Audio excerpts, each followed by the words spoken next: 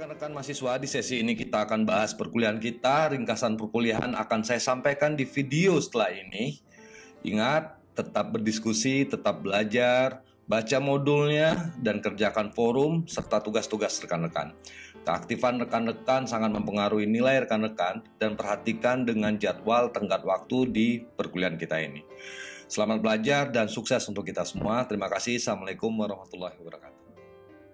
Baik rekan-rekan mahasiswa, di sesi ini kita akan bahas tentang bagaimana kita melakukan proses penaksiran resiko ya. Jadi kuliah ini membahas salah satu proses audit ya, karena audit itu harus berdasarkan resiko gitu ya. Nah, kenapa berdasarkan resiko? Karena dari beberapa resiko yang kita ketahui itu akan menjadi fokus audit nih ya, akan menjadi fokus audit untuk melakukan pemeriksaan. Harapannya dengan dilakukan audit bisa memitigasi atau bisa mengendalikan resiko. Nah, penaksiran resiko dalam audit ya, itu bisa rekan-rekan baca dalam prinsip standar audit nomor 69 paragraf 47 ya, di mana dalam prinsip standar audit tersebut bertujuan untuk membantu auditor dalam membuat sebuah penilaian risiko.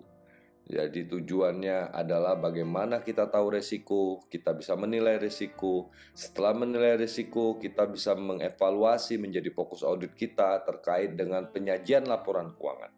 Ya, kita bisa menetapkan apakah laporan keuangan tersebut bebas dari risiko atau ada potensi-potensi risiko yang akan mempengaruhi kualitas laporan keuangan.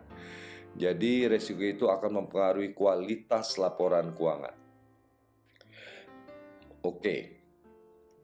Nah, apa yang perlu kita lakukan agar efektif dalam pengendalian risiko? Yang pertama adalah kita melakukan perancangan ya.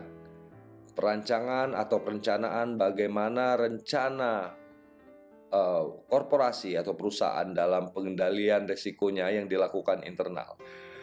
Pada saat kita melakukan audit, kita lihat apakah organisasi atau perusahaan yang kita lakukan audit tersebut sudah ada pengendalian internal terhadap risiko. Dan bagaimana implementasinya ya apabila sudah dilakukan pengendalian internal. Dengan pengendalian risiko itu bisa membantu auditor membuat penilaian tentang karakteristik ya. Kita bisa melihat bagaimana karakteristik dan kita bisa membuat dan menentukan cakupan audit yang akan kita lakukan.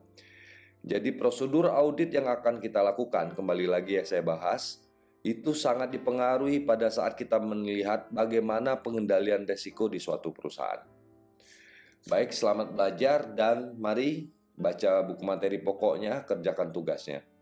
Poin dari kuliah kita hari ini di sesi pertama, bagaimana auditor melihat pengendalian risiko di suatu perusahaan untuk menetapkan seberapa luas atau lingkup atau bagaimana potensi-potensi risiko terkait dengan kualitas laporan keuangan di suatu perusahaan yang akan menjadi fokus suatu auditor.